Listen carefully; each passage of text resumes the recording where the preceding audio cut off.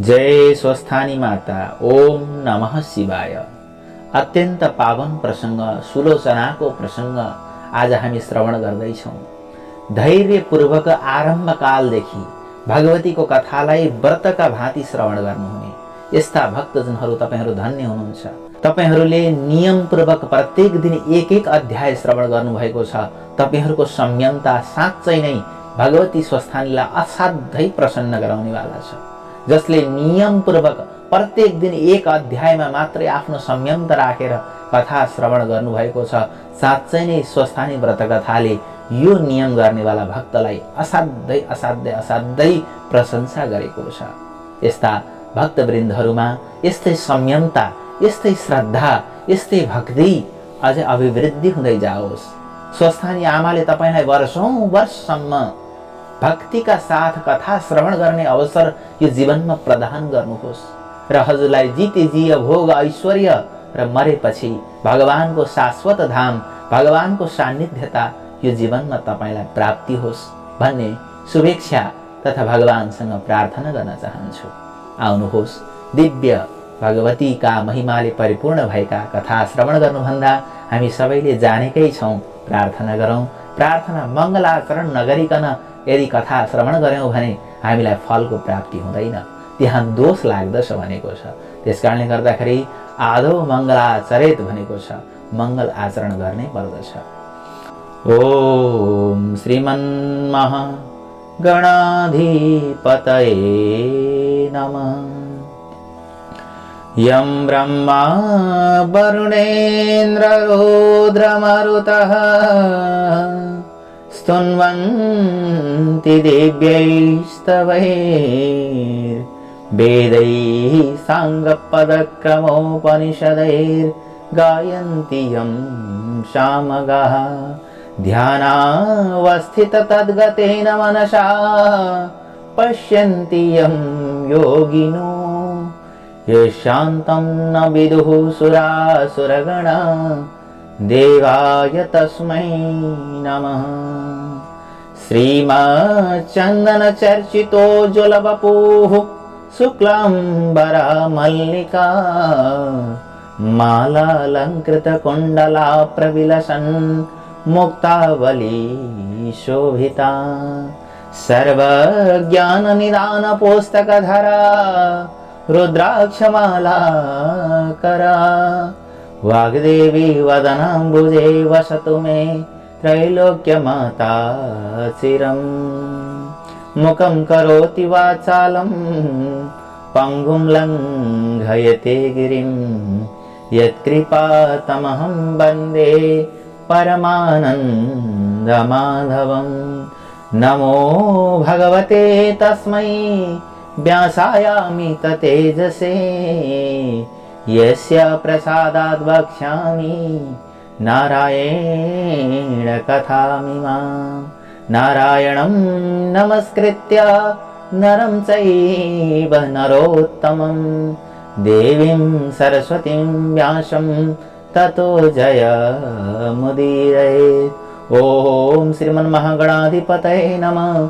ओम श्री सरस्वती देव्यै नमः। ओम श्री गुरुचरणकमलेभ्यो नमः। ओम श्री स्वस्थानी परमेश्वर्यै नमो नमः।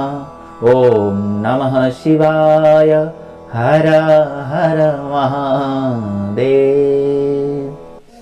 महिमा अपार, लीला अपार, स्वस्थानी माताको महिमा अपार।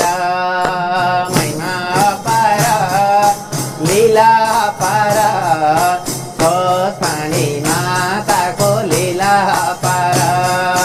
महिमा अपार, लीला अपार, स्वस्थानी माताको महिमा अपार। बोले स्वस्थानी माता की जय।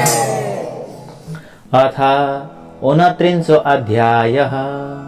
29औं अध्याय सुलोचना उपाख्यान। तब अगस्त्य मुनिले विनयपूर्वक फेरि स्कन्द कुमारलाई सोध्नुभयो, हे स्कन्द कुमार, तपाईका मुखारविन्दबाट सृष्टिको सारा क्रम र विष्णुका छलले महादेवसित विवाह भएकी दक्ष प्रजापतिकी छोरी उमाको पवित्र चरित्र तथा दक्ष प्रजापतिकै यज्ञ कुण्डमा हाम फाली प्राण त्यागेर पछि हिमालय पर्वतकी पुत्री भई जन्म लिएकी पार्वतीको स्वर्गमा श्री स्वस्थानी भगवतीको व्रत पूजा गरेर फेरि शिवजीलाई नै पति पाएकी अनि पार्वतीकै आज्ञाले पाताल पुगेर अश्वत्थामा ऋषिले प्रचार गरेकी श्री स्वस्थानी देवीको व्रत पूजाका प्रभावले ती दुखिनीहरू ती नागिनीहरू आफ्ना मनोरथ पूरा भई असंख्य सम्पत्ति पाई रमाएको कथा पार्वतीकै आज्ञाले मर्ते मण्डलमा आई सप्तर्षिहरूले ती अत्यन्त दुखिनी गोमा नामकी ब्राह्मणीलाई श्री स्वस्थानी देवीको व्रत पूजा गराई लावण्य देश अर्थात् लुम्बिनी राज्यकी राजमाता बनाएको एवं श्री स्वस्थानीको निन्दा गर्दा चन्द्रावतीले पाउनसम्म दुःख पाएको र अप्सराहरूको आज्ञाले यथाशक्ति श्रद्धा भक्तिका साथ स्वस्थानीको व्रत पूजा गरेरै त्यस पूजाका प्रभावले उनलाई आफ्ना पतिका साथ मिलाएको कथा श्रद्धा सहित सावधान भएर मैले सुनिसके। अब गोमा ब्राह्मणीका बाद मर्ते मण्डलमा अरू कसले श्री स्वस्थानी देवीको व्रत गरे वा के कस्तो कस्तो फल पाए यस बारेमा पनि 2-3 वटा कथाहरू सुन्न चाहन्छु। त्यस्ता जन पनि कोही छन् भने कृपा गरेर तिनको बारेमा बताई बक्सुनुहोस् भन्दा स्कन्द कुमार आज्ञा गर्नुहुन्छ। हे अगस्त्य मुनि, गोमाका बाद चित्रवन नामको विचित्र नगरमा बस्ने धर्मपारायण बाल विधवा सुलोचना नामकी नारीले ब्रह्माको गण्डस्थलबाट अर्थात् हिमालयबाट निस्की पहाडमा गिरी गहरा कन्दराहरू हुँदै गङ्गासित मिल्न दक्षिणतिर हानिँदै बगेकी गण्डकी यानी साली नदी तथा महिषासुरलाई उसको गर्दनमा समातेर लातका लात गोद्दा पृथ्वीमा भङ परेर निस्केकी देवकी अर्थात् देवकी नदी अनि यज्ञकुण्डमा हाम फाली उमाले प्राण त्यागेको सुन्दा दक्ष प्रजापतिका उप एकाएक उठेको महाक्रोधको झोकमा महादेवले आफ्नो त्रिशूल पृथ्वीमा गममा घोप्दा पाल परी पृथ्वीबाट निस्केकी त्रिशूली नदी सबै आफ्नो बाटो हुँदै बग्दै बग्दै आएर एकै ठाउँमा मिलेको त्रिवेणी अर्थात् 3 आँठे चुल्ठो जस्तो बनेको र पवित्रै पवित्र पानी मिलेर अति पवित्र भएको त्यो 3 नदीको दोभान्त नारायणको असाध्यै प्रिय स्थल भएकाले नारायण भगवानले नै सबैभन्दा पहिले आफूले त्यस सङ्गममै त्यहाँ माघभरि मकर स्नान गर्नेलाई मरेपछि सरासर वैकुण्ठ पुर्याउने आफ्नो नारायणी शक्ति यही घुसाएकाले त्यहीदेखि संयुक्त रूपमा नारायणी नदी नाम पाएको ठाउँ देवघाट अनि देवघाट अर्थात् सामान्य मनुष्यले मकर राशिभरि सूर्य रहेको दिनमा प्रयागको त्रिवेणीमा त्रिकाल स्नान गरेर स्वर्गको बास पाए झैं देवताहरूले वैकुण्ठ बास प्राप्तिका लागि मकरभरि नित्य नुहाएर गरेको अनि अप्सराहरूले पनि पौष शुक्ल पूर्णिमादेखि माघ शुक्ल पूर्णिमासम्म नित्य आई नुहाएर गरेको त्यस्तो देवघाटको छेउछाउमै कोठी बनाई धुनी जग्गा योगिनीको रूपमा बसी पद्मासन कसी अघि ध्रुवले झैं ओम नमो भगवते वासुदेवाय यो मन्त्र निरन्तर जप गर्दै सूर्यको तेजमा मात्रै मन टक्क अडाई दुस्तर्क दुश्चिन्ता दुस्तृष्णा दुर्व्यवहार बेफाक गफडा सारा त्यागी 12 महिना त्यस त्रिवेणीमा त्रिकालय नुहाई प्रत्येक वर्षको पौष शुक्ल पूर्णिमादेखि विधिपूर्वक माघ शुक्ल पूर्णिमासम्म उहिले गोमाले जस्तै गरी नियमपूर्वक व्रतमा रही माघ शुक्ल पूर्णिमाका दिन श्री स्वस्थानीको विधिपूर्वक पूजा गरी 60 वर्षमा 60 वटा स्वस्थानीको व्रत पूजा र त्यसै त्रिवेणीमा 60 वटा नै माघ स्नान गरेकी पुण्यका प्रभावले ती योगिनी परलोक गएपछि जस्ती भइन् त्यो रोचक कथा कल्प र चौघडीको बयान सहित अब म तिमीलाई सुनाउँछु। तिमी ध्यानपूर्वक चित्त लाएर कति पनि अन्य मनस्क नगरिकन अन्त मन नलगाइकन लौ सुन। हे अगस्त्य मुनि, पूर्वजन्म हुन्छ भन्ने कुरामा पूर्ण विश्वास नभइकन धर्म कर्म गर्नमा सही श्रद्धा रहँदैन। तसर्थ तिमीले पहिले पूर्वजन्म हुने कारणहरू सुन। सत्वगुण रजोगुण तमगुण मिलेका सूर्यका किरण रहने आकाशमा सत्वगुण प्रधान रहेको समयलाई सत्ययुग भनिन्छ। अनि रजगुण प्रधान रहेको समयलाई त्रेतायुग तथा रज र तम मिलेर प्रधान रहेको समयलाई द्वापर युग र तमगुण मात्र प्रधान रहेको समयलाई कलियुग भनिन्छ। सत्व भनेको असल हो र रज भनेको उद्दण्ड हो र कली भनेको महालण्ठ हो। उक्त चारै युगको समूहलाई चौघडी भन्दछन्। यस्ता 72 चौघडीको आधा कल्प या ब्रह्माको एक दिन हुन्छ नि त्यति नै समय ब्रह्माको रात पनि हुन्छ। यी दुवैलाई मिलाउँदा एक कल्प हुन्छ। त्यो आधा कल्पमा एक अङ्कका सामु 19 वटा शून्य क्रमैले तेर्सोतिर लेख्दा त्यो अङ्कको स्थानीय मान जति हुन्छ त्यति वर्षको हुन्छ। यी 72 वटै कलियुगमा तत्कालीन ब्राह्मणहरूले आफ्ना पुर्खा आर्यवर्तका ब्राह्मण वर्गले आफ्नै सन्तानहरूले मात्र सिद्ध गर्न सक्ने गरी थाँती छोडेर गएको हो।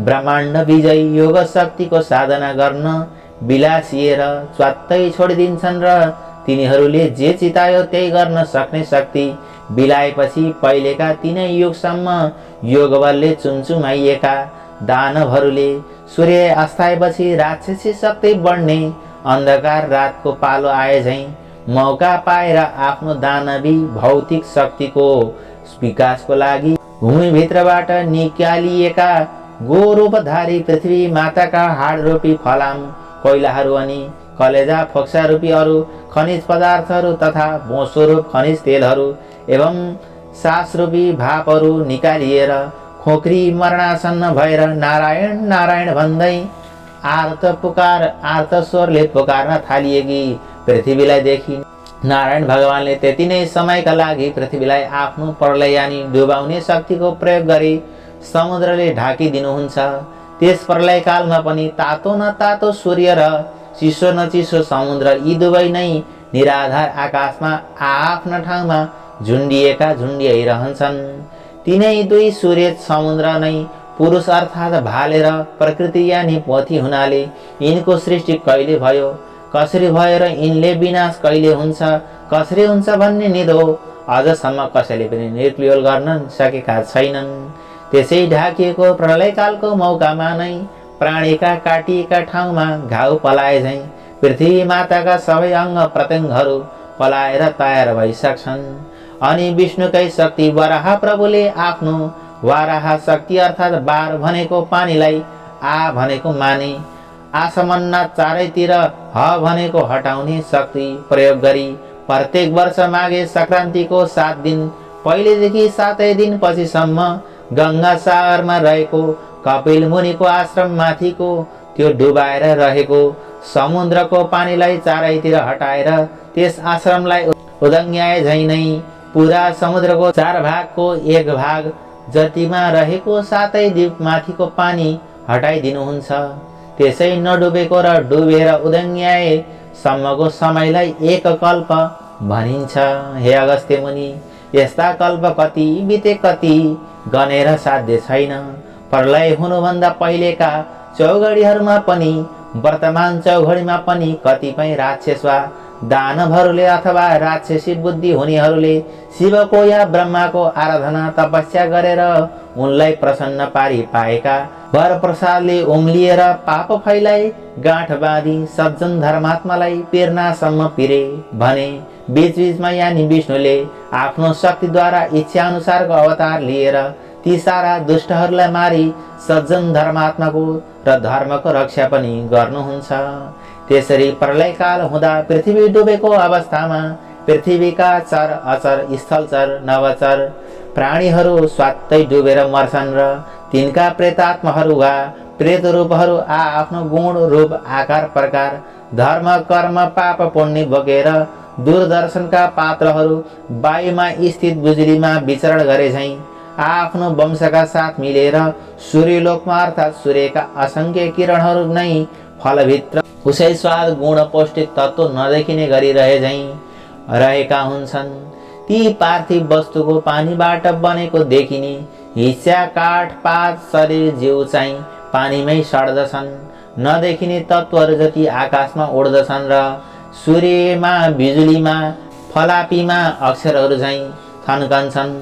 पछि फेरि कालान्तरमा डुबेको स्थल देखिएपछि पुरुष सूर्य र प्रकृति यानि पानीबाटै बनेको पृथ्वीको मेलमिलापको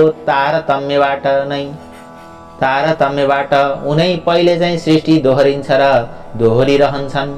आमाको शरीरमा समानहरूको बनेको देहमा वस्तुहरू देखिन्छन् र आमाको शरीरका समानहरूले बनेको देहका वस्तुहरू देखिन्छन् र त्यसै देहलाई आधार मानेर रहेका बाबुका गुणहरू देखिँदैनन्। अर्थात् शरीरमा नदेखिने जति बुद्धि आदि गुणहरू बाबु सूर्यका हुन्।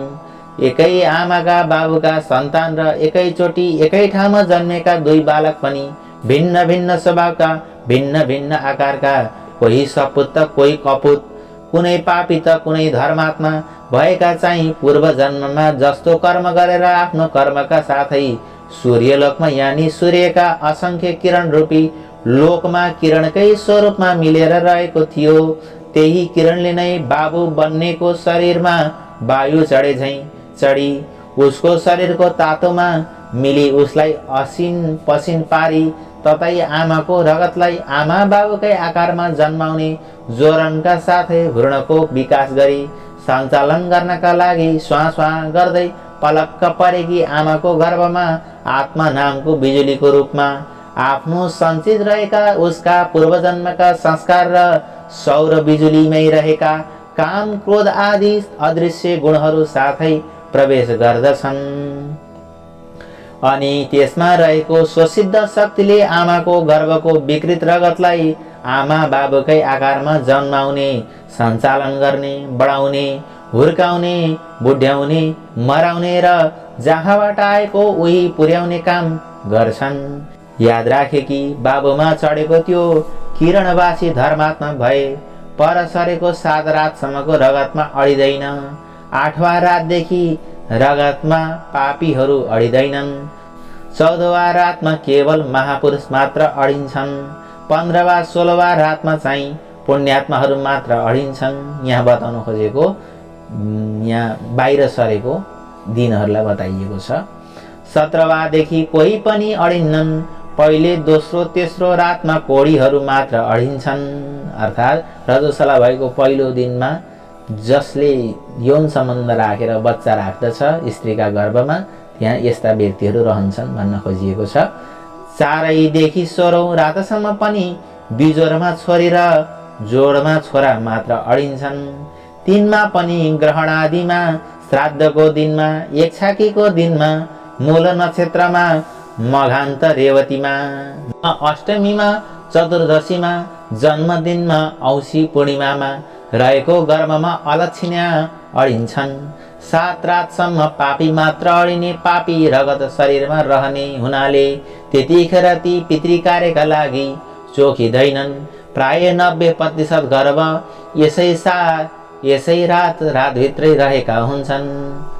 प्राय 90% गर्भ यसै 7 रातभित्रै रहेका हुन्छन्। तसर्थ जहाँबाट आएको हो त्यहाँ फर्कनलाई यहाँ कस्तो कस्तो कर्म गर्नुपर्छ, पहिलेको सञ्चित अभ्यासले त्यस्तै कर्म गर्छ र त्यस्तै कर्म गर्न ऊ रमाउँछ र गर्छ पनि।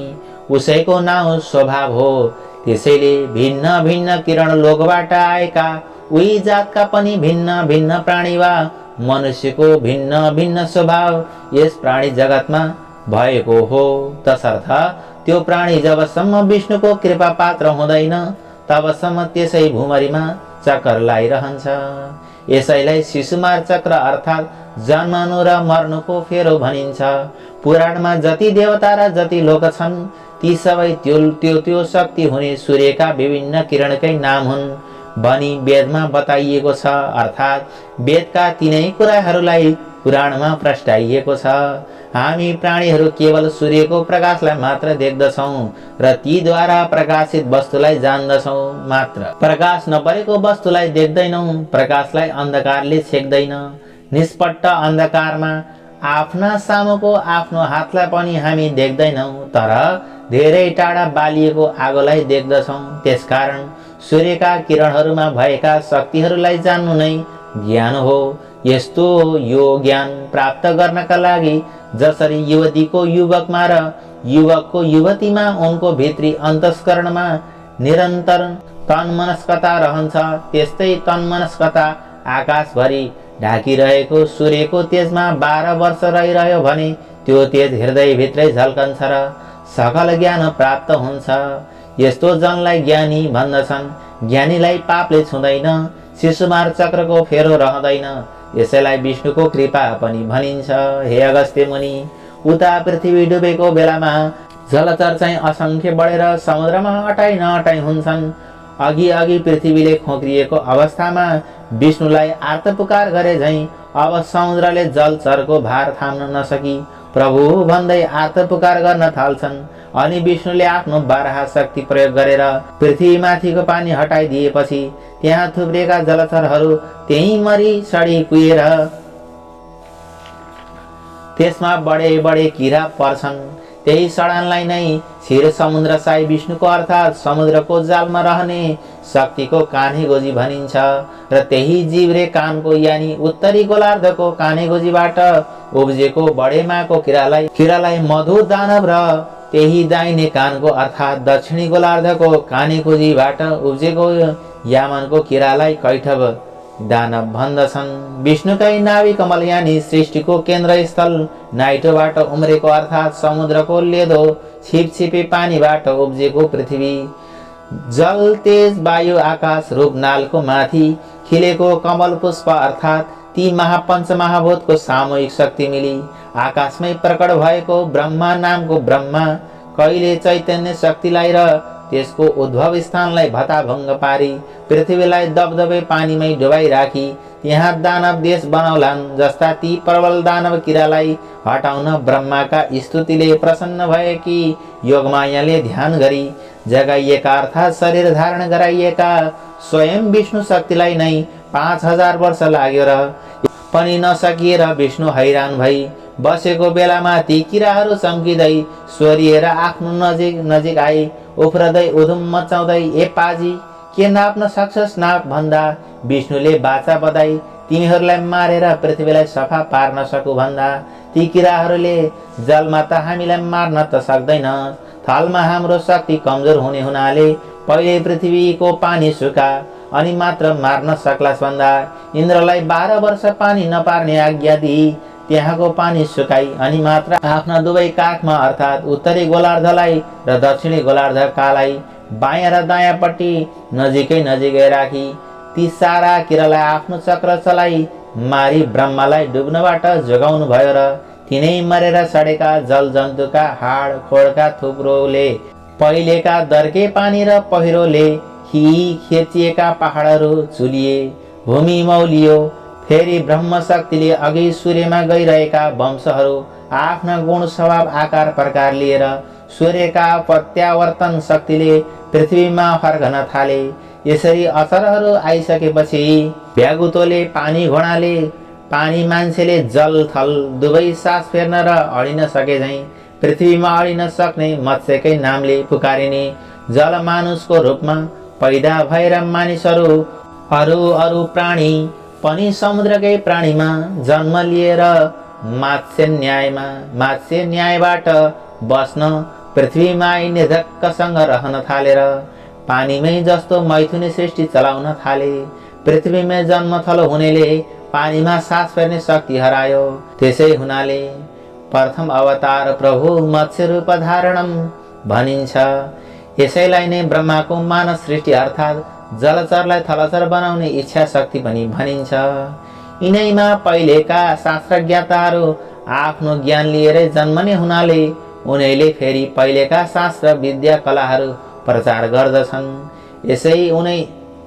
यसै उसले सबै स्थिति पूर्वकल्पकै जस्तै कल्पैपिच्छे दोहोरिन्छन्। जसरी प्रत्येक ऋतुमा पोहोरकै दृश्य दोहोरिन्छन् त्यसरी नै प्रत्येक कल्पमा पहिलेकै कल्पका वस्तु चिजबिज नरनारी तिनका आकार प्रकार गुण अवगुण ऋतुका तारतम्य उनै दोहोरिरहन्छन्।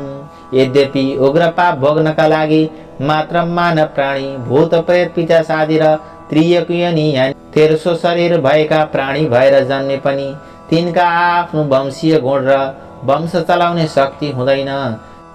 त्यसको संस्कार उसको आदि योनिकै नै रहन्छ।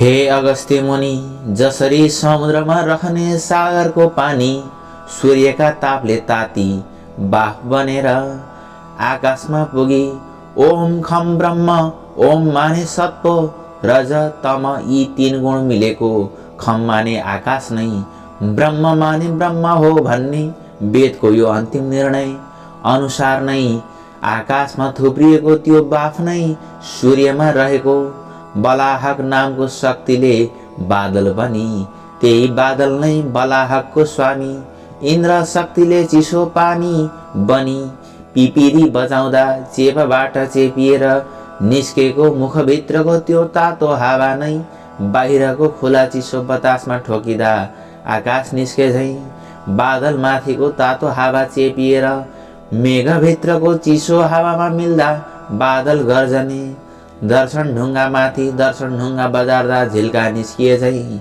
बादल माथिको तातो बतासको बेग मेघभित्रको चिसो हुरीमा ठोकिँदा ती दुवैको आघातको बेग बेग जुधेर जुधाइको बीचमा परेको पानीलाई चट्याङ बनाउँदै चम्कने बिजुलीले ठेली पानीको रूपमा मेघ पानी, विद्युत बतास र आकाशको संयुक्त शक्ति नै जलाशय साकार विष्णु हो।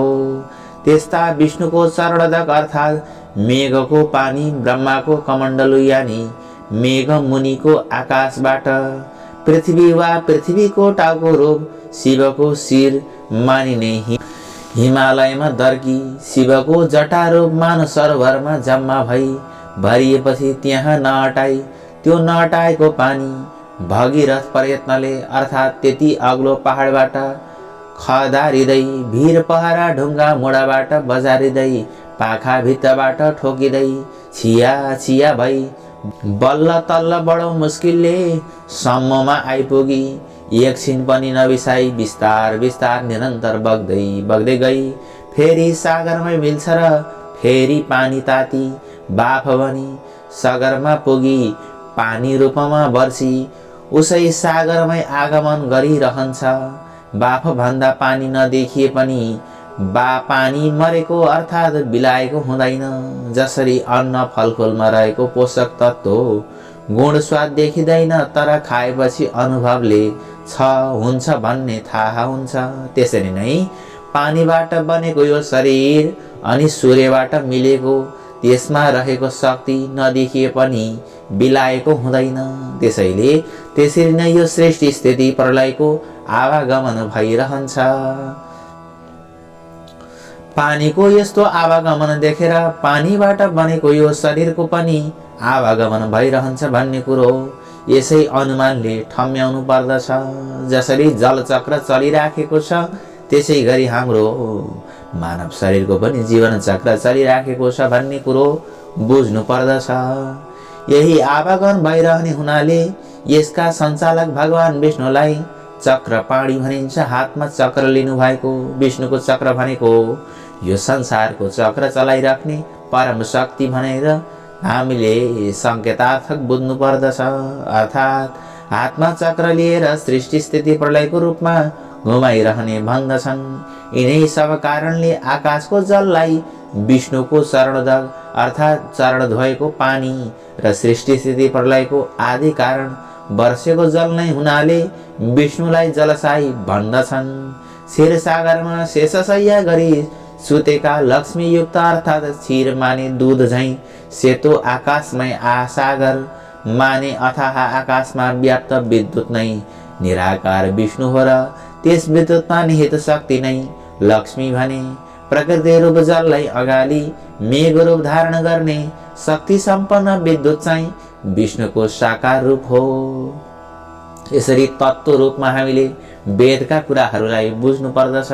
हे अगस्त्य मुनि, यद्यपि समुद्रमा बडवालन नामले व्याप्त रहेको विद्युत पनि सूर्यबाटै समुद्रले संग्रह गरेको हो तापनि आकाश रूप क्षीरसागरमा रहेको विद्युत निष्ठा तातो हुनाले ऊ पुरुष हो र जल रूप क्षीरसागरमा रहेको विद्युत चिसो तातो मिलेकाले प्रकृति हो।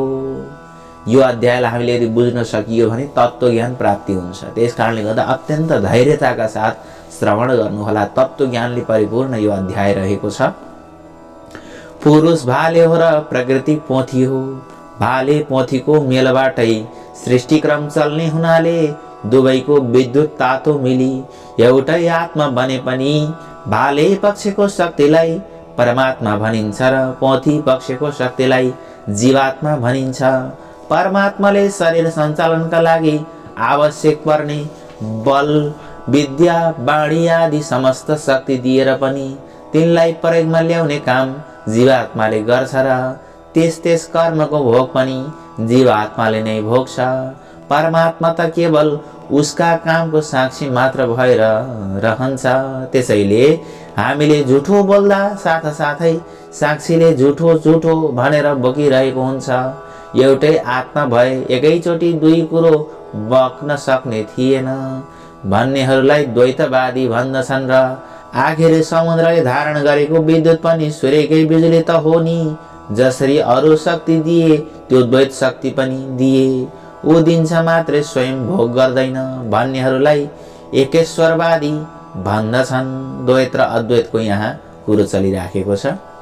हे अगस्त्य मुनि, अहिलेसम्मको मेरो भनाइले त्यो विष्णु त जडात्मक पो रहेछ भन्ने भान तिमीलाई परे होला। त्यस्तो भान हुनु स्वाभाविकै पनि हो, किन्तु जल, थल, तारा, नक्षत्र, ग्रहगण सहितको समस्त आकाशमा व्याप्त भएर रहेको त्यो विद्युत रूप विष्णु त सदा सच्चित आनन्दमय स्वरूपमा रहेको छ। तसर्थ आफ्ना भक्तहरूले त्यो तेज स्वरूप शङ्ख, चक्र, गदा, पद्म लिएका, पीताम्बर पहिरेका मनुष्याकारको रूपमा ध्यान गरे या स्तुति प्रार्थना आर्त पुकार गरे भने आफूमा हरेको चित्त माने चैतन्य शक्तिद्वारा भक्तले चिताए जस्तै प्रत्यक्ष रूपधारी भक्तहरूको आपत्ति टारिदिनुहुन्छ, आशीर्वाद दिएर दुःख हरिदिनुहुन्छ। कुनै दुष्टले धर्म नाश गर्न तम्स्यो भने इच्छा अनुसारको रूपधारी तिनलाई निभाइदिनुहुन्छ। धर्म र धर्मात्माहरूको नाश गर्ने दुष्टहरूको विशाल दल भए पनि अवतार लिएर युद्ध रची त्यसै युद्धमा सारा पापीहरूलाई भेला पारी तिनलाई स्वाहा पारिदिनुहुन्छ।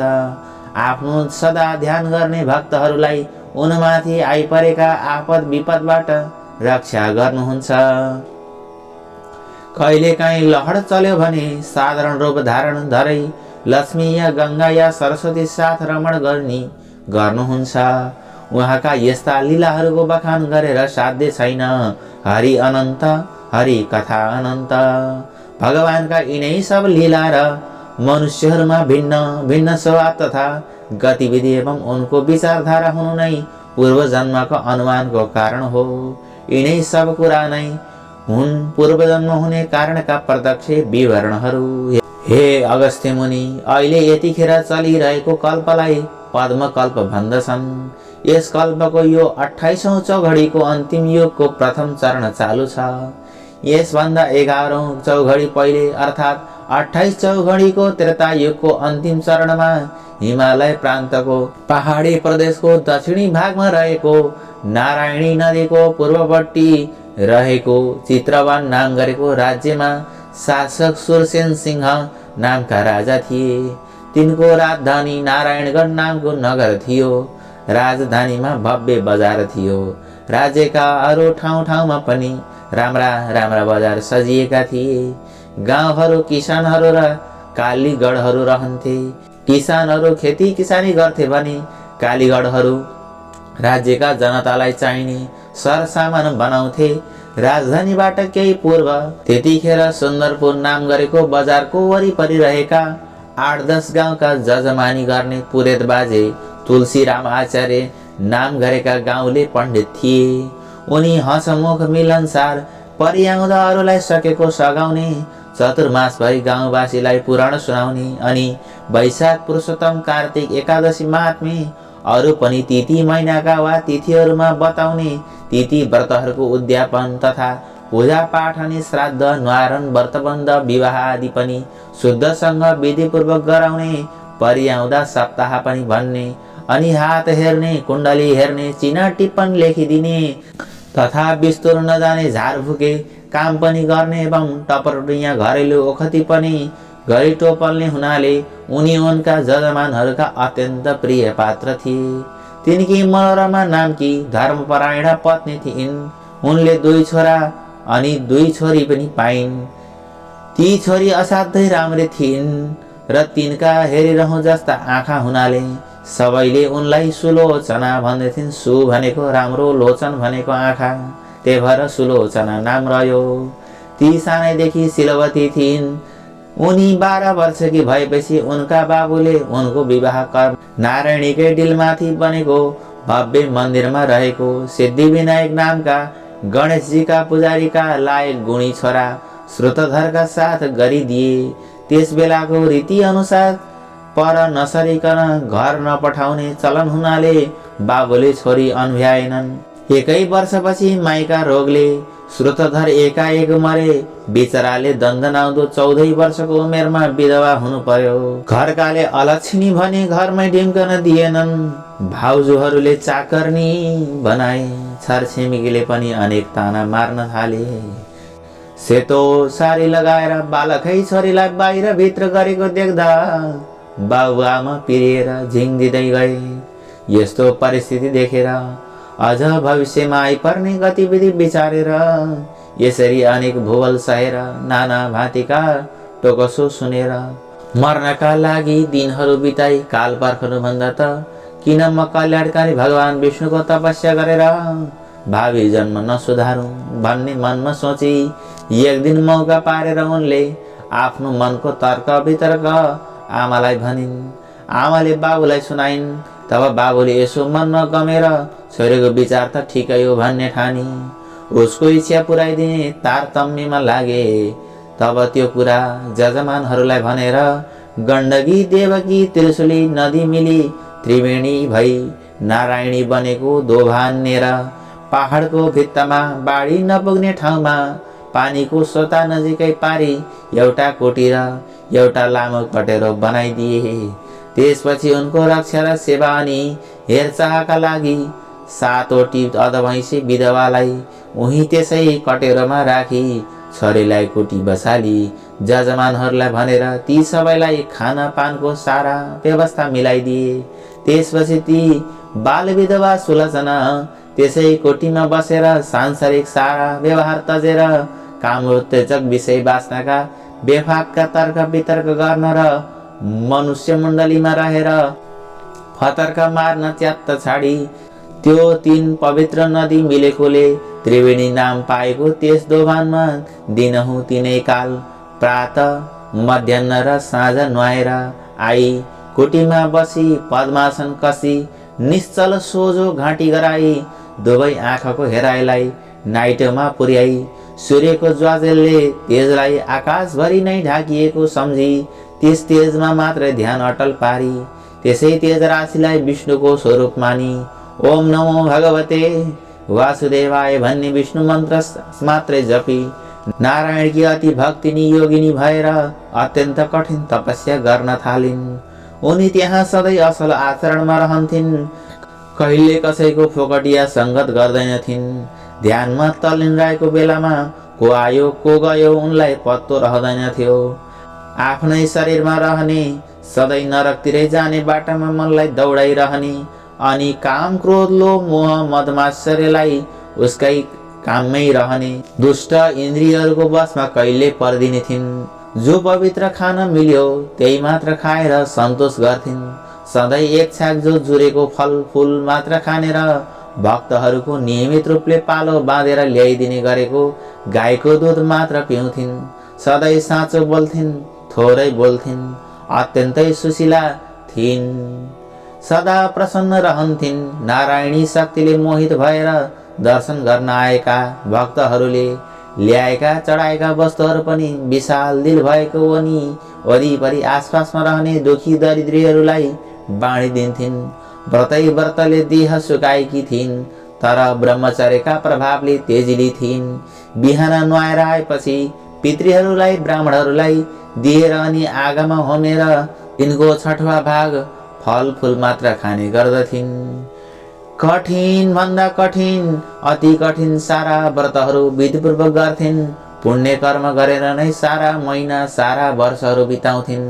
प्रत्येक वर्ष पौष शुक्ल पूर्णिमाका दिनदेखि स्वस्थानीका व्रतको नियम पालन गरी नारायणी दोभानमा प्रातः स्नान गरी कुटीमा आई आफ्नो नित्य कर्म सकि फेरि मध्याह्नमा सङ्कल्पमै स्नान गरी त्यसैको तिरमा बालुवाको 2टा ससाना डिस्को बनाई त्यसैमा शिव पार्वतीको पूजा गरी कुटीमा आएर नारायणको तेज रूपमा ध्यानमग्न हुने गर्दथिन्। माघ शुक्ल पूर्णिमाको दिन स्वस्थानी व्रतको उद्यापन पूजा अर्थात् सावधिक व्रतको अन्तमा गरिने पूजा र ब्राह्मण भोजन गराउँथिन्। अनि मकर राशिमा सूर्य रहुन्जेल त्रिवेणीकै किनारमा रहेर त्रिकाल स्नान गरी उही नै नारायणको ध्यानमा तल्लीन रहन्थिन्। त्यस्ता प्रकारले ती सुशीला सुलोचनाले 60 वर्ष त्यस कुटीमा बसेर 60 वर्षमा स्वस्थानी देवीको 60 वटा नै व्रतपूर्वक पूजा गरिन् र 60 नै वटा मकर स्नान त्यस देवघाटको त्रिवेणीमा गरिन्। मकर राशिमा सूर्य सरेको दिन माघे संक्रान्तिदेखि त्यसै माघ मसान्तसम्मको नित्य स्नानलाई हामी माघे स्नान वा मकर स्नान भन्दछौँ। त्यस कोटीमा त्यसै प्रकारको रहँदा रहँदै तिनी 75 वर्षकी भइन्।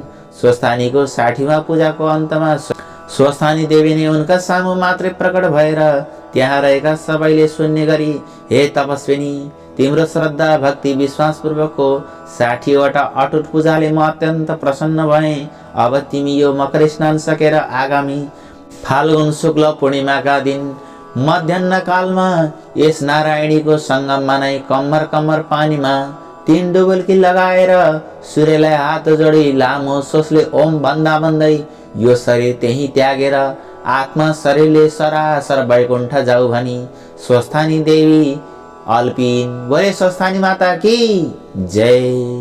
यो कुरो थाहा पाएर त्यस दिन त्यस सङ्गममा भक्तजनको कुडुल्को लागेको थियो। ठीक भनेकै बेलामा देवीले भने जस्तै गरिरहेकी उनको तालु पड्कियो र उनको अदृश्य जीवात्मा उडेर सरासर वैकुण्ठ पार्थिव शरीर पानीमै ढल्यो। भक्तजनहरूले उठाएर किनारमा ल्याए, सुताएर साराले फूल अर्पेर पूजा गरे। अनि खलियोमा खलियो दाउरोको चिता बनाएर त्यसमाथि त्यो मृतदेह राखी सबैले मिली आफ्ना घर घरबाट ल्याएका पाथीका पाथी घिउ लासमाथि खनाएर एउटा भक्तले दागबत्ती दियो र दशगात्र क्रिया पनि गरिदियो तथा नियमपूर्वक बर्खी पनि गरिदियो। त्यसपछि तिनै भक्त पुत्रीकी आमाले नै त्यस आश्रमको नाउँ नारायणी आश्रम राखी त्यसै गरी रहन लागिन्। भक्तजनहरूले सुलोचनाको स्मृतिको लागि साधु सन्त तीर्थयात्री विद्यार्थीहरूका लागि त्यहाँ सदा व्रत राखिदिए। हे अगस्त्य मुनि, गङ्गा र सागरको सङ्गम स्थान गङ्गा सागरमा समुद्रमा डुबेर रहेको कपिल मुनिको आश्रममा मकर सङ्क्रान्तिको 7 दिन पहिलेदेखि 7 दिन पछिसम्म आश्रम माथिको समुद्रको जल पछि हटेर आश्रमलाई छोडिदिन्छ र कपिल मुनिको आश्रम पानीबाट बाहिर पोखरको जस्तै देखिन्छ। त्यसै गरी हरेक कल्पमा पहिले पृथ्वीलाई डुबाएर रहेको समुद्रको पानी पछि सरेर पृथ्वीलाई डुबाउन छोडिदिन्छ त फेरि पहिलेका कल्पकै उही सृष्टि स्थिति जस्तै प्रकारले दोहोरिने हुनाले आजसम्म पनि त्यो नारायणी आश्रमको परम्परा यसै गरी चलिरहेको छ। हे अगस्त्य मुनि, अब ती तपस्विनी सुलोचनाले देह त्याग गरिन्। तब उनको जीवात्मा तत्काल वैकुण्ठ पुग्यो र श्री स्वस्थानीको आशीर्वाद र विष्णुको प्रसन्नताले गर्दा पद्मा नाम गरेकी अप्सराको रूप धारण गर्यो र विष्णुले आफ्नो इच्छा शक्तिले तयार पारिएको सबै ऐश्वर्यले भरिभराउ भएको नयाँ स्वर्गपुरीमा सकल सुखभोग गर्दै 40 वटा युग अर्थात् 10 चौगडीसम्म त्यही रहिन्। त्यो स्वर्ग यसै शरीरका आँखाले देख्नका लागि जस्तै दूरदर्शक स्थानबाट विशेष कृत्रिम बिजुलीद्वारा अन्तरालको नदेखिने व्याप्त बिजुलीमा फ्याँकिएको अनि अदृश्य रूपमै त्यहाँको प्राकृतिक बिजुलीमा अदृश्य रूपले अनेक भएर फैलिएको दर्शक स्थानबाट फ्याँकिएको दृश्य जताततै देख्नलाई अर्कै यन्त्रको र विशेष बिजुलीको खाँचो पर्छ। यस्तै अन्तरालको बिजुलीबाट अदृश्य रूपले रहेको त्यो स्वर्ग देख्नलाई पनि तपस्याले आफ्नै शरीरमा उपार्जन गरेको दिव्य दृष्टि चाहिन्छ। त्यस्तो त्यो दिव्य स्वर्गपुरीमा 40 वटा युग बिताएपछि एक दिन एकाएक टुप्लुक्क त्यहाँ आइपुगेका ब्रह्माले आफ्ना इच्छा शक्तिले उनको त्यो पद्मा शरीरलाई अत्यन्त राम्रो रूप र जीवडालले शरीरमा परिवर्तन गरेर आफ्नै लोकमा लगी तिलोत्तमा नाम राखिदिनु भयो र भन्नुभयो, हे तिलोत्तमा पुत्री, तिम्रो यो अति राम्रो रूप राशिलाई देखेर म आफ्नै पनि आश्चर्यचकित छु। यसकारण म तिम्रा पुण्यका प्रतापले बनेको यो शरीरलाई कहिल्यै पुण्य क्षय नहुने, बरु बढ्दै जाने तथा सारा ऐश्वर्यले भरिभराउ भएको परमधाम सूर्यलोकमा पठाइदिन चाहन्छु। यहाँ गएर तिमी आकाशमा सूर्य भगवान रहुन्जेल यस्तै रूप र जीवडालले सकल सुख भोग भोग्दै रहिरहनेछौ। यस्तो सूर्यलोकमा पठाउन मैले मात्रै हुँदैन, समस्त देवताहरूको पनि सम्मति चाहिन्छ। तसर्थ तिमी देवताहरूलाई प्रसन्न पार्न उनीहरूका कट्टर शत्रु असाध्यै बलिया अचेल अजनाब देश अर्थात् भारतवर्षका मगध प्रान्तको विन्ध्याटवीका बीचमा रहेको अम्बिकापुरलाई राजधानी बनाइरहेका सुन्द तथा उपसुन्द नाम गरेका दानवलाई आफ्ना सकल झक्कलले मोहित पारी तपस्याबाट भिडाई मारेर आऊ। अनि म त्यस कामले प्रसन्न भएका देवताहरूको सभा बसाई तिमीलाई सूर्यलोक पठाउने प्रस्तावमा सभामा राख्छु। तिम्रो कामले रिझिएका देवताहरूले अवश्य मेरो प्रस्ताव स्वीकार्नेछन्। तब म तिमीलाई सूर्यलोक पठाइदिनेछु भनेर अर्याएपछि ती तिलोत्तमा बनेकी सुलोचनाले अब तुरुन्तै ती दैत्यलाई मार्न त्यो ब्रह्मलोकबाट बिना हातमा लिएर योग मार्गको अर्थात् चिताएको उही पुगिने शक्तिले जहाँ ती दानव रहन्थे त्यहाँ पुगिन् र त्यहाँको पवित्र जल भएकी रेवा नदीको जलमा नुहाएर कलेजी रङको साडी पहिरिएर रङ मिल्दो चौबन्दी चोलो लाएर सारा श्रृङ्गार पटारका सामानले सजिएर घाउ जेब र करधनी छमछम पार्दै चुराहरू छनछन थन्काउँदै पहाडी सोताले नजिकै रहेको अशोक वृक्षको मुनि भेदमा रहेको कहीँ अग्लो चेप्टो ढुङ्गा माथि बसेर सेतो चमेलीको फुलले बनेको गजरा शिरमाथि मेहराब आकारले सजेर रङ्ग बिरङ्गका गुणकेसरीमा लहरा चुल्ठा लड्काएर कञ्चनहारले कण्ठ सजाएर हल्ने लुर्कन कानमा लगाएर सुनिरहँ जस्तो मिठो गीत गाउँदै छवटै स्वरले वीणा बजाउँदै बसेकी हेरिरहँ जस्तो चन्द्रमाको चाँदनी जस्तो रूप भएकी नारीलाई ती सुन्द तथा उपसुन्दका सिपाहीहरूले देखेर छक्क पर्दै तुरन्तै हाई झाप गर्दै सुन्द उपसुन्दका आस पुगेर हतारिँदै त्यस स्त्रीले बारम्बार वर्णन गर्दै भन्न लागे, हे महाराज, त्यहाँबाट नजिकै कहीँ अगाडि नै साक्षात् कामदेवलाई नै पनि मोहित पार्ली जस्ती देवी हो कि दानवी हो कि यवनी हो कि यक्षी हो कि के हो, स्त्रीहरूमा रत्न समान कि मानव रत्नै रत्नले बनेकी जस्तै स्वरै श्रृङ्गारले सजिएकी कोही युवती मधुर स्वरमा वीणा बजाउँदै बसेकी छ। रत्नका भोग गर्ने तपाईहरू चाँडै त्यहाँ गएर हेर्नुहोस् भन्ने यस्तो आफ्ना सिपाहीहरूको अत्यन्त सुन्दर वचन सुनेर तुरुन्तै अङ्गुरको रक्सीको चुस्की लिन छोडेर अनि हजारौं सुन्दरी सुन्दरी राम्री राम्री तरुणी बरुणी बाइफाले दानवी पट्टीहरूसित पोखरीमा पानी छ्यापा छ्याप गर्दै छिहिलिन्न उत्रिन छोडेर त्यो नयाँ युवतीलाई मोहित पार्ने लुगाफाटा लाएर कोही यसमा रक्षक भए उनलाई निभाउने सुर कसेर पनि यमराजको दण्ड जस्तै देख्दै डर लाग्दा सय सय धार्नी फलामे बनाइएका आफ्ना गदा लिएर बुर्गुसी मार्दै ती दुवै भाइ सुन्दर उपसुन्द उहिले महिषासुरलाई मार्ने चण्डीले जस्तै गरी सारा श्रृङ्गारले सजी सजाउ भएर ती दुवै दैत्यको कामाग्निलाई दन्काउन कम्मर कसेर बसेकी त्यो तिलोत्तमा भाटौँ पुगेर उनको अगाडि पुग्ने बित्तिकै उनको रूपराशिले लट्ठिएका तथा सुराले उन्मत्त भएर पातिएका ती दुवै भाइले परस्परमा भन्न लागे, हे भाइ, यो सुन्दरी मेरी नै स्वास्नी हुन्छ। अनि अर्कोले भन्यो, हे दाइ, यसलाई तपाईँ त्याग्नुहोस्, यो कर्के आँखावाली मेरी नै स्त्री हुन्छ भन्दै फेरि मेरी भनेर जङ्गिँदा जङ्गिँदै काल नजिकेका मत्ता हात्ती जस्ता ती दुवै दाजुभाइ आफ्ना गदाले परस्परमा हानाहान गरेर ठटाउन लागे। ती दुवै भाइ मरेर त्यहाँ भुइँमा लम्पसार परे। त्यसपछि ती तिलोत्तमा पनि देवताहरूको कार्य फत्ते पारेर 10 दिशालाई झलमल्ल झल्काउँदै आकाश मार्गले ब्रह्मको पुरमा आइन्। अनि उनका त्यस कामले अति सन्तुष्ट भएका ब्रह्माजीले देवताहरूको सभा बसाएर ती तिलोत्तमका कामको वृत्तान्त बताएर उनीहरूबाट तिलोत्तमलाई सूर्यलोक पठाउने अनुमति पाएपछि ब्रह्माले भन्नुभयो, हे सुन्दरी, अब उपरान्त तिमीलाई यस्तै रूप यस्तै उमेरकी रहिरहने गरी बस्ने ठाउँ सूर्यको रथमा दिए। अब तिमी उही जाऊ र आकाशमा सूर्य रहन्जेलसम्म तिम्रा इच्छा अनुसार अनेक सुख भोगहरू भोग्दै उही रहिरहनु भनी पठाइदिए। तसर्थ कल्याण चाहनेले समयको सदुपयोग गर्नै गर्नुपर्दछ। तसर्थ कल्याण चाहनेले समयको सदुपयोग गर्नै गर्नुपर्दछ। यस्ता प्रकारले त्रिवेणीको सङ्गम स्थल नारायणीको तटमा रहेर स्वस्थानीको 60वटा व्रत पूजा र 60वटै मकर स्नान तथा 60 वर्षसम्म नारायणी तटको निवासको पुण्यफल मिलेकाले मरेपछि ती सुलोचना ब्राह्मणी वैकुण्ठ पुगेर पहिले पदमा भइन् अनि अप्सराहरूमा उत्तम तिलोत्तमा भइन् र अन्तमा सूर्यलोकको बास पाइन्। आज पनि उनी उही छिन्।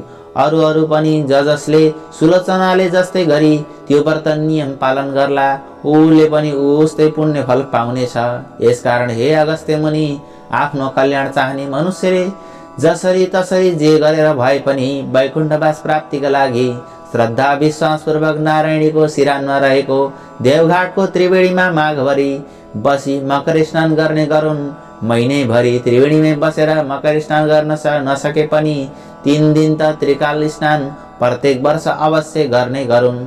यसै गरी स्वर्गलोकको मात्र अस्थायी वास चाहनेहरूले प्रयागको त्रिवेणीमा मकर स्नान गर्ने गरे पनि हुन्छ। इति श्री स्कन्द पुराणे केदारखण्डे माघ महात्म्ये कुमार अगस्त्य संवादे श्री स्वामी परमेश्वर्या व्रतकथायां सुलोचना सूर्यलोकगमनं नाम 29 अध्यायः। बोले सबैले प्रेमपूर्वक हात जोडौं।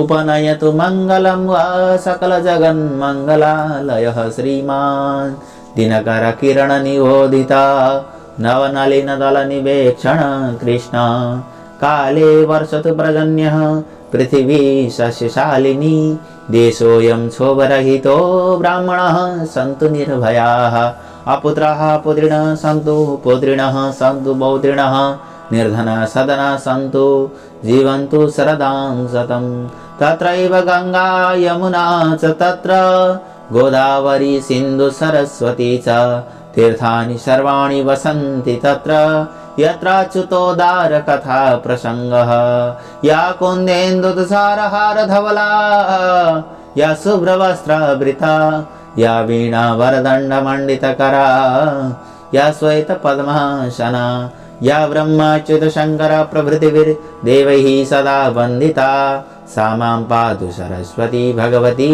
निशेषजाड्यापः।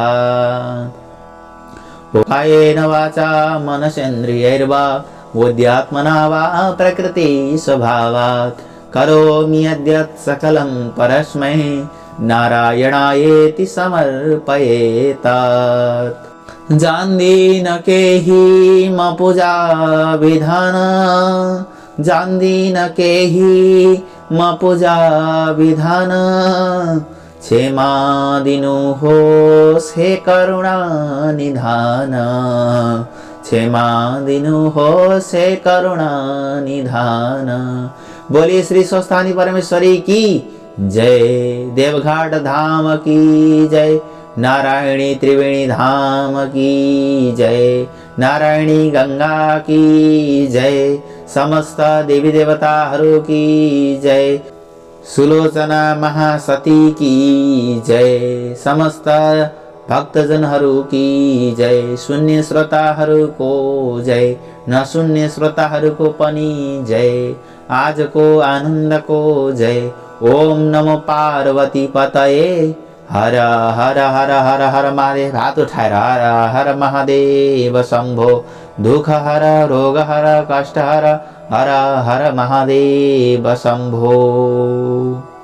आदरणीय भक्त महानुभावहरू, हामी नेपालीहरू धन्य छौं जहाँ स्वयं नारायणी गंगा निवास गर्नुहुन्छ। कोटी कोटी तीर्थमा नुहाएर पनि नपाइने फल हामीले देवघाटमा गएर नारायणीको त्रिवेणीमा स्नान गर्नाले प्राप्ति हुने महानतम प्रसङ्ग, तत्त्वज्ञानले परिपूर्ण भएको अध्याय श्रवण गर्नुहुने भक्त महानुभावहरूमा भगवती स्वस्थानीको धेरैभन्दा धेरै कृपाको वर्षा होस् र हामी भोलि 30 अध्यायको कथा लिएर उपस्थित हुनेछौँ। अन्तिम चरणमा छौँ। म प्रार्थना गर्दछु धैर्यताका साथ आफ्नो मनलाई संयमित बनाएर निरन्तर रूपमा कथा श्रवण गर्नुहोला भन्ने कामना गर्दै, यदि आज हामीलाई पहिलो पटक श्रवण गर्दै हुनुहुन्छ भने हाम्रो च्यानललाई सब्स्क्राइब गरेर हाम्रो जिज्ञासा परिवारको सदस्य बन्नुहोला। जय जय स्वस्थानी माता।